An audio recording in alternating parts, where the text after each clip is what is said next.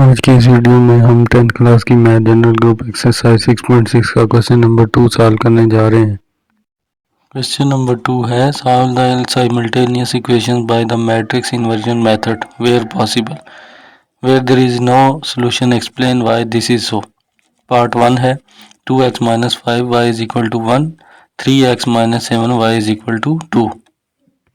इसका सॉल्यूशन देखते हैं।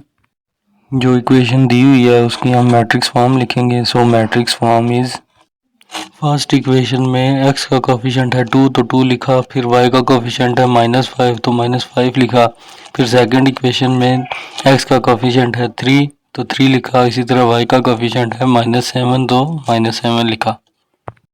हमारी इक्वेशंस में दो हमारे पास वेरिएबल्स हैं जो कि हैं x और y। तो x और y की हमने मैट्रिक्स अलग से लिख ली इज इक्वल टू। अब दोनों इक्वेशन की राइट हैंड साइड देखनी है। तो राइट हैंड साइड में फर्स्ट इक्वेशन में है 1, सेकंड इक्वेशन में है 2 तो हमने 1 और 2 लिखा और इसकी मैट्रिक्स फॉर्म बना दी।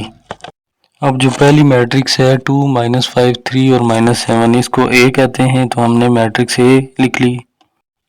वेरिएबल्स वाली मैट्रिक्स को मैट्रिक्स X कहते हैं तो हमने एक्स वाई यानी स्मॉल एक्स वाई वाली वेरिएबल्स की मैट्रिक्स को कैपिटल X का नाम दे दिया इज इक्वल टू ऐसे ही लिख दिया।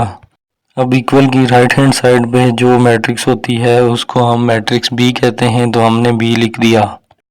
अब हम इक्वेशन के मुताबिक अगर ए को दूसरी साइड पे लेके जाएं तो ए इनवर्स बन जाता है तो x is equal to a inverse b हो गया। अब ये जो हमारे पास इक्वेशन आई है इसके मुताबिक हम अपने क्वेश्चन को सॉल्व करेंगे। तो x is equal to a inverse b हमने कंसीडर कर लिया।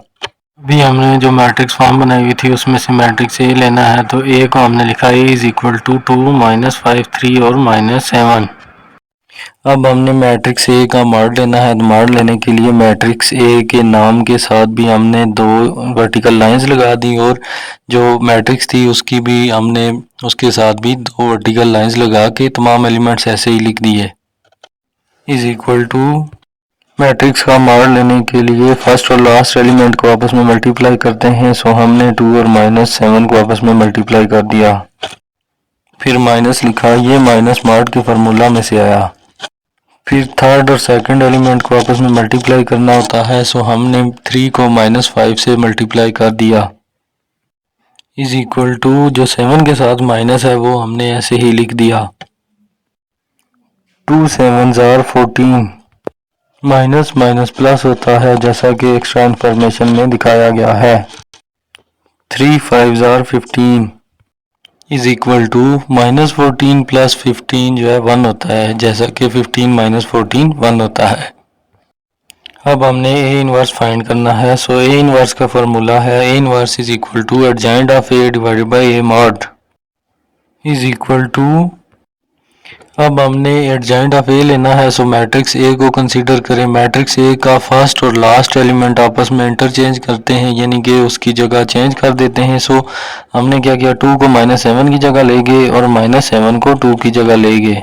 अब बाकी जो दो एलिमेंट्स हैं उनके साइन चेंज करने हैं। सो हमने -5 को प्लस का 5 लिखा। प्लस साइन हम फर्स्ट डिजिट के साथ नहीं लिखते और 3 प्लस का है इसके साथ कोई साइन नहीं है तो हमने इसको माइनस का 3 लिख दिया। डिवाइडेड बाय ए मॉड लिखना है तो ए मॉड का आंसर हमारे पास 1 आया था तो हमने 1 लिख दिया इज इक्वल टू। अब इस सारी मैट्रिक्स के डिवीजन में 1 है तो 1 हम इग्नोर कर देते हैं मैथ में तो हमने सिर्फ मैट्रिक्स ही लिख दी। ये जो हमारे पास लास्ट वैल्यू आई है इसको हम नेक्स्ट पेज पे ले जाएंगे। सो वैल्यू हमने नेक्स्ट पेज पे लिख दी। अभी लास्ट पेज पे हमारे पास एक इक्वेशन आई थी x is equal to a inverse b तो हमने ये इक्वेशन लिख ली जैसा कि आपको स्क्रीनशॉट में दिखाया गया है। लास्ट पेज पे हमारे पास मैट्रिक्स x की वैल्यू आई थी x और y तो हमने x और y लिख दिया x की जगह इज इक्वल टू ऐसे ही लिखा। अभी हमने इनवर्स की वैल्यू फाइंड की थी तो ए इनवर्स की वैल्यू हमने लिखी -7 5 -3 और 2। अब b की जगह मैट्रिक्स b लिखनी है तो लास्ट पेज पे हमारे पास b की वैल्यू आई हुई थी मैट्रिक्स 1 और 2 तो हमने मैट्रिक्स 1 और 2 लिख दी। अब matrix x y is equal to, next हमने दोनों मैट्रिसेस को आपस में मल्टीप्लाई करना है। फर्स्ट मैट्रिक्स की फर्स्ट रो को सेकंड मैट्रिक्स की फर्स्ट कॉलम से मल्टीप्लाई करना है। सो फर्स्ट मैट्रिक्स की फर्स्ट रो है -7 और 5, तो हमने लिखा -7 फिर प्लस साइन और 5 लिख दिया। सेकंड मैट्रिक्स का फर्स्ट कॉलम है 1 और 2, तो हमने 1 और 2 को लिख दिया। इसी तरह फर्स्ट मैट्रिक्स की सेकंड रो को सेकंड मैट्रिक्स के फर्स्ट कॉलम से मल्टीप्लाई करना है। सो फर्स्ट मैट्रिक्स की सेकंड रो है -3 और 2, तो हमने लिखा -3 फिर प्लस साइन और 2। सेकंड मैट्रिक्स का फर्स्ट कॉलम है 1 और 2, तो हमने 1 और 2 लिख दिया। अब matrix x y is equal to, ये माइनस ऐसे ही लिखा, 7 1 ज़र 7, ये प्लस साइन ऐसे ही लिख दिया है, 5 2 ज़र 10, ये माइनस भी ऐसे ही लिखना है, 3 1 ज़र 3, और प्लस का साइन ऐसे ही लिख दिया, और 2 2 ज़र 4। Matrix x y is equal to -7 plus 10 3 होते हैं। जैसा कि आप ये भी कह सकते हैं कि प्लस का 10 है तो 10 -7 3 होते हैं। इसी तरह -3 प्लस 4 1 होता है, जैसा कि 4 -3 1 होता है। अब हमारे पास सिंगल वैल्यूज आ चुकी हैं, तो x इज इक्वल टू 3 हो गया और y इज इक्वल टू 1 आ गया। अब हमने सोल्यूशन सेट लिखना है, तो हमने लिखा solution set is equal to, आपने करली ब्रैकेट्स डाली फिर स्मॉल ब्रैकेट्स डाली, तो इनके अंदर हम पहले x की वैल्यू लिखेंगे, फिर हम कामा डालेंगे और फिर y की वैल्यू लिखेंगे।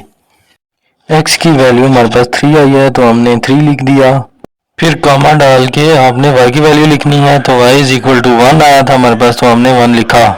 ये हमारे पास आंसर आ गया है।